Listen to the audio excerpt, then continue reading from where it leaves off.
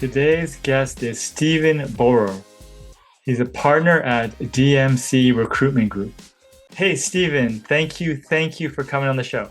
Oh, there we go. There we go. Yeah, no problems. Thank you very much for having me. I appreciate the invitation. Yeah, absolutely. Your background is in recruiting, working for others, starting a company. The origin stories are really interesting. But initially, what led you to have an interest in the recruiting side of things?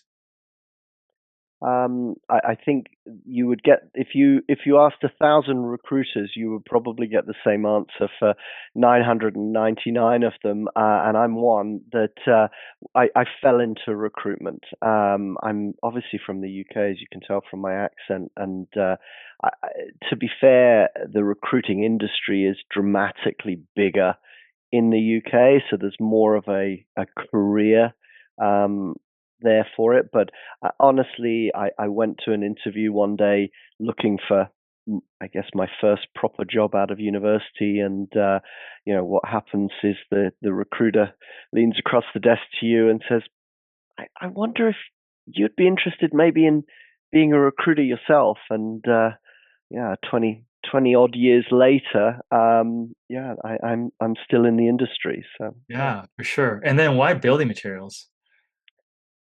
So building materials also I fell into. I was I was between jobs. A guy that used to work for me called me up and said to me, um, "Hey, I've got this job. Can you work it for me?" And I said, "Sure, no problems." And it happened to be a roofing distributor based out of Quebec. I called them up with no knowledge of building materials, nothing. And I took on the job, sales manager. And then I just did my job. I dug deep into the industry. I went into all of their competitors. I talked to, very quickly. It was a sales manager for Ontario, I remember. I talked to, call it every sales manager in Ontario that was within the distribution space. And what I learned from that in doing my job was all of these guys had multiple opportunities that they were interviewing for, which is a good sign to a recruiter. That's a healthy employment market. Secondly, none of these guys, literally not one of them, was going through an agency to interview with these companies, um, which told me that there's a healthy market there with no competitors. Um, and so I completed the role, and long story short, realized that there was a massive opportunity to be had in building materials. Um, so I went in for the opportunity. I would say I stayed for the people.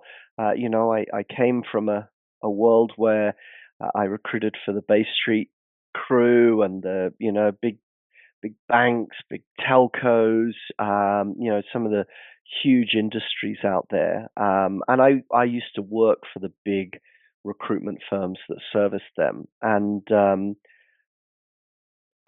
there's not much relationship there. It's very transactional.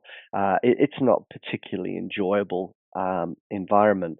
What I found with building materials instantly was here was an industry where there were genuine relationships built really quickly, and people, um, once they let you in, they trusted you to do your job, and they respected you to do your job. And yeah, I learned some of the tactics that exist in recruitment in other industries of um, a more salesy approach, a more transactional approach doesn't work in building materials. Yeah.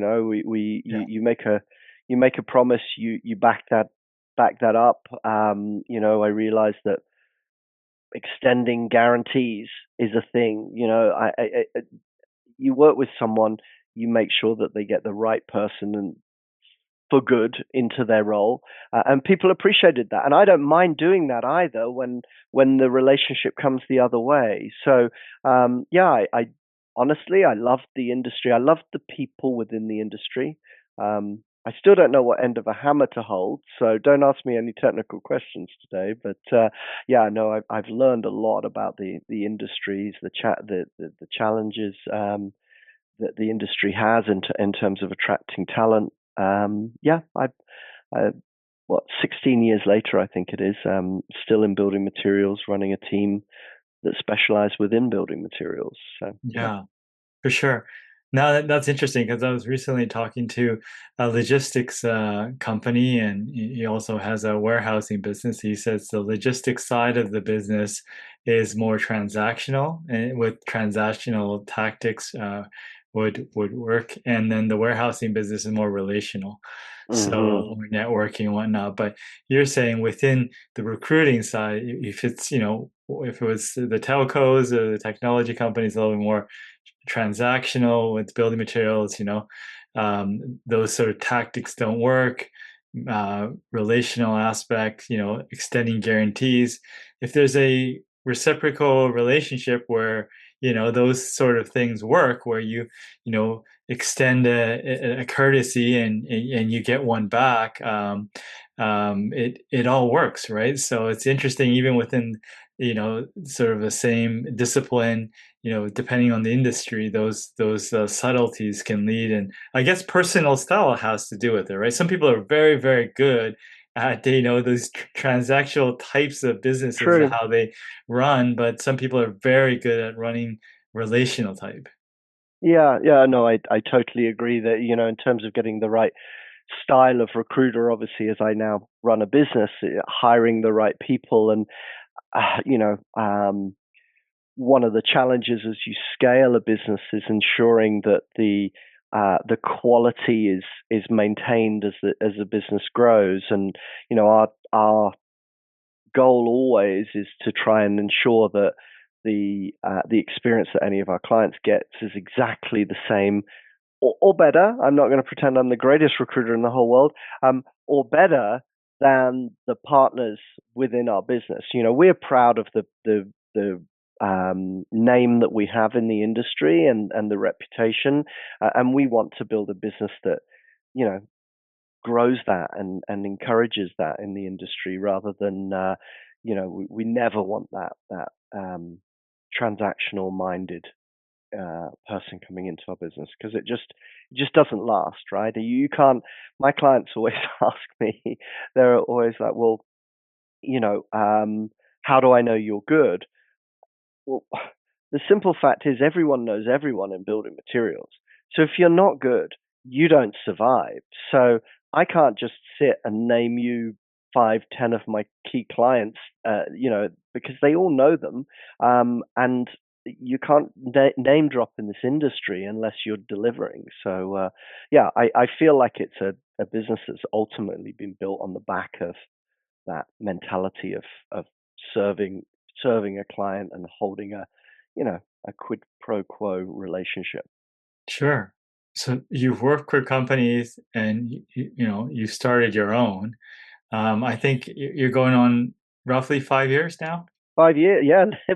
Funnily enough, I was just on the team meeting this morning where we celebrated the 5 years. So Yeah. yeah, I think it's you know yesterday possibly was the official anniversary. So yeah, we're 5 years in. Um, so far so good. It's grown from three of us that set it up initially to 25 people right now.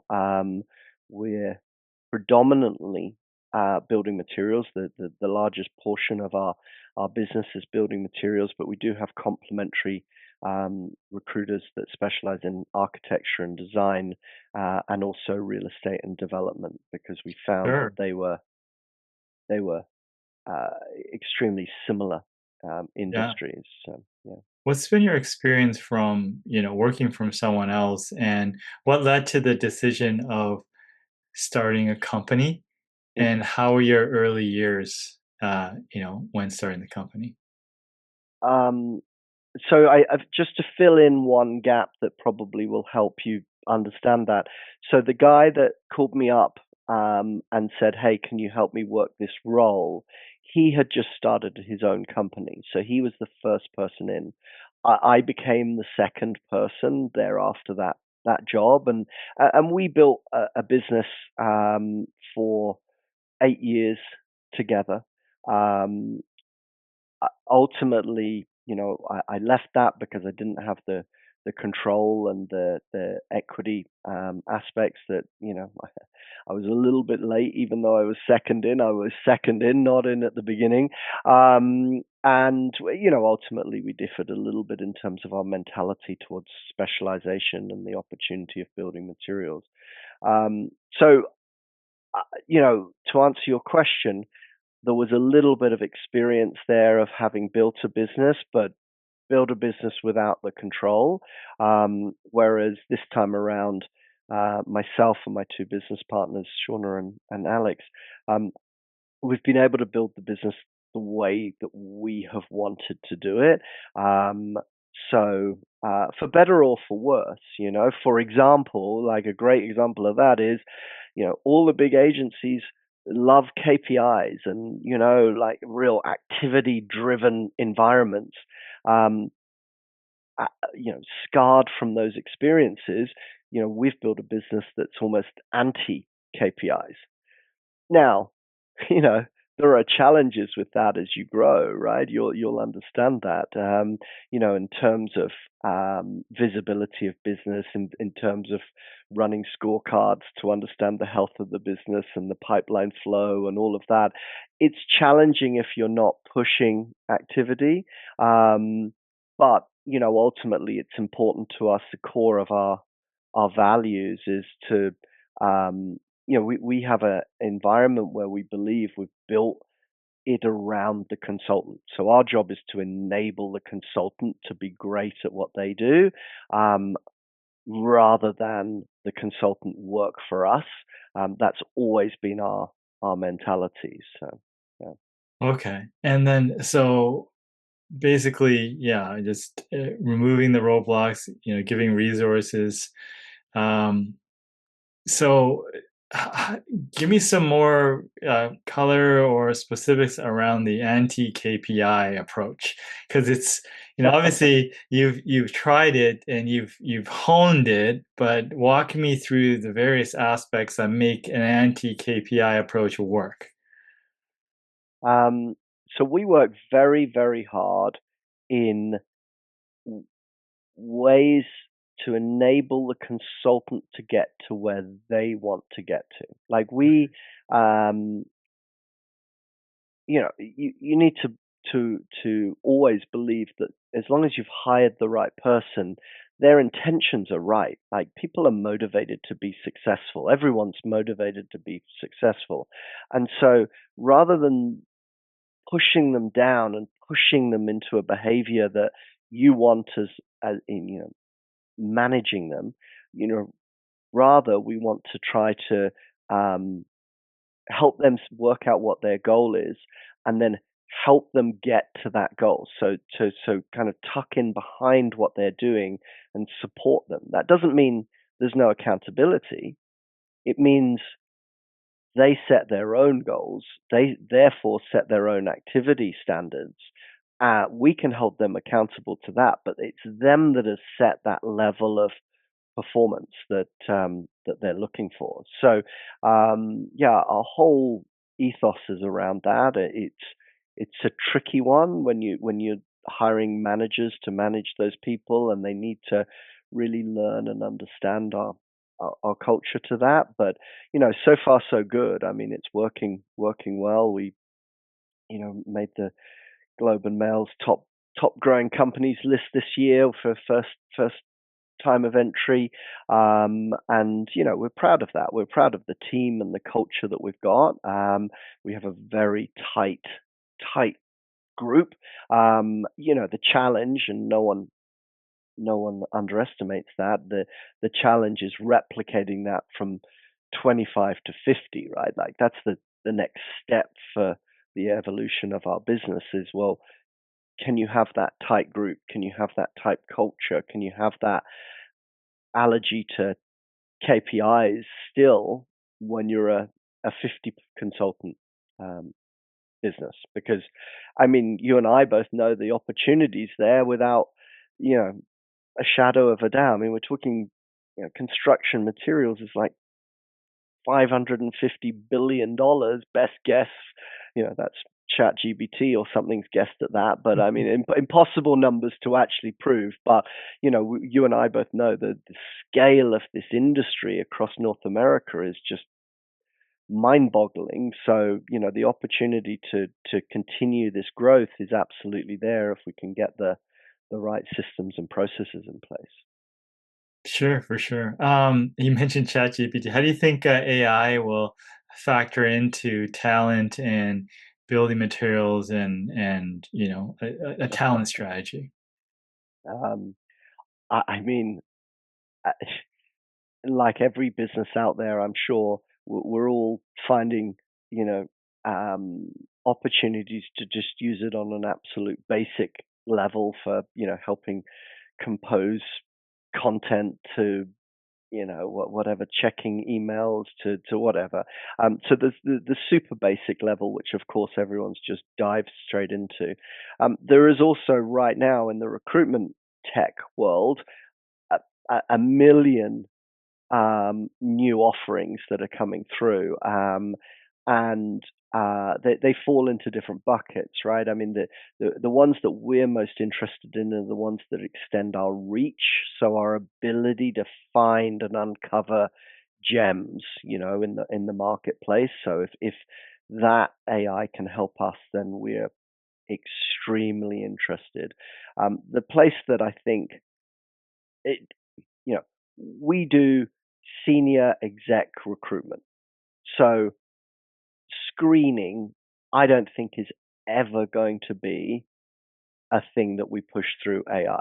I do understand. I mean, if I'm a big global bank and I'm hiring customer service people, maybe there's a world where, these AI robots or whatever they're called, or avatars interview people and push that through, and they automate the entire screening process. But for our world and our market, that's just never gonna be a thing.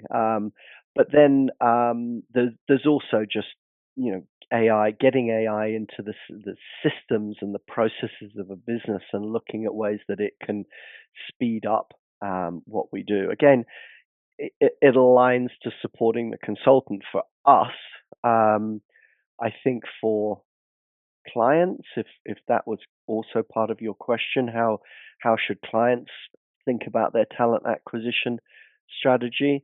Um, I would kind of um, align it there as well. I mean, look, I'm not going to pretend that clients are uh, looking to hire themselves. I mean, they save a lot of money if they don't go through a recruitment firm, right? Let's call it like it is. And so, driving efficiencies through their talent acquisition teams, or the way that they're running their recruitment advertising, there are ways that they can use the AI in that space. My feedback would be the same. I would have massive hesitation for them to be absorbing screening as as an AI solution. So yeah, I would say a client and the talent acquisition world uh, would be would be similar to ours. But I mean, there's lots of shiny objects in AI right now, right? So it's super easy. You could spend all the budget you've got on buying new tech tools, and I imagine maybe 1 in 10 of them would actually prove you any value whatsoever. So yeah, it's a tricky space. We have the advantage of, um, you know, as I say, when I came into building materials only 16 years ago, there was no recruitment firms. If there was a recruitment firm working in building materials, I tell you what it was.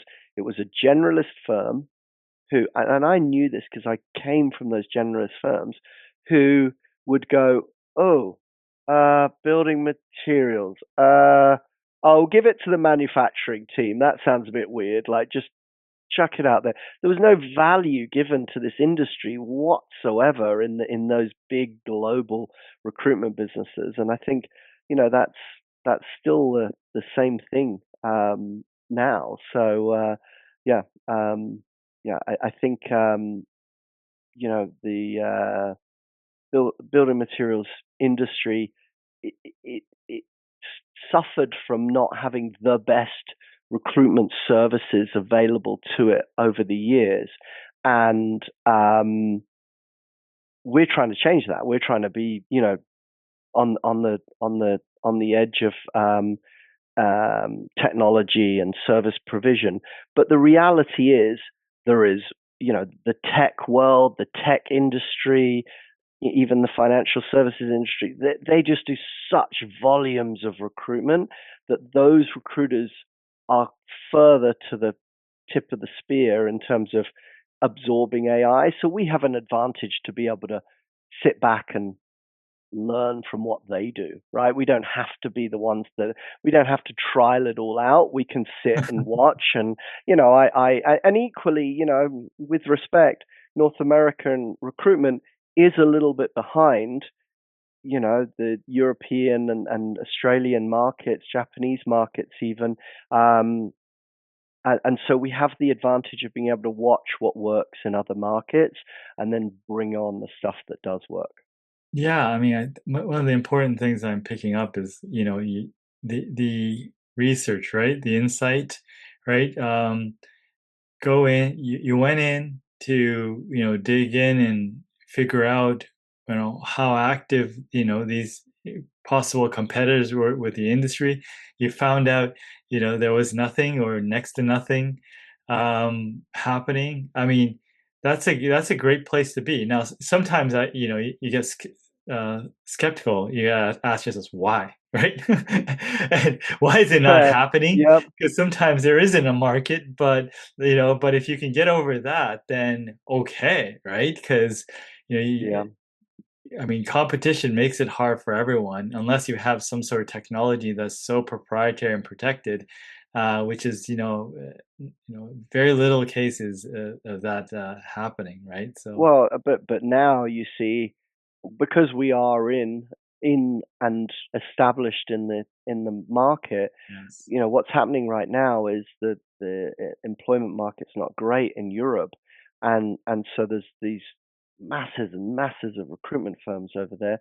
So they're all looking to North America, and they're all trying to remote recruit in North America, but they're missing a beat there because they're bringing a transactional service across to a relationship environment. And yeah, we're invested into the industry and the geography and most importantly the relationships, right? And so we are to some degree protected by that. I hope so. Like of course we you know find those types of agencies here and there now at the moment, but yeah, no, overall that hasn't overly affected us.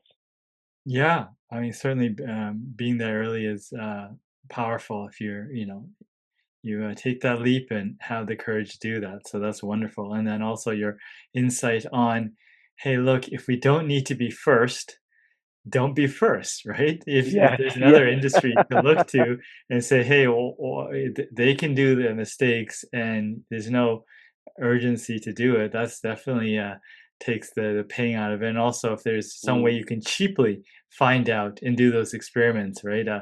That's another way to find out. So it's really interesting your approach, right? Because a lot of people approach things differently, but I think taking the time ahead of time to try to figure that out is very powerful in many ways.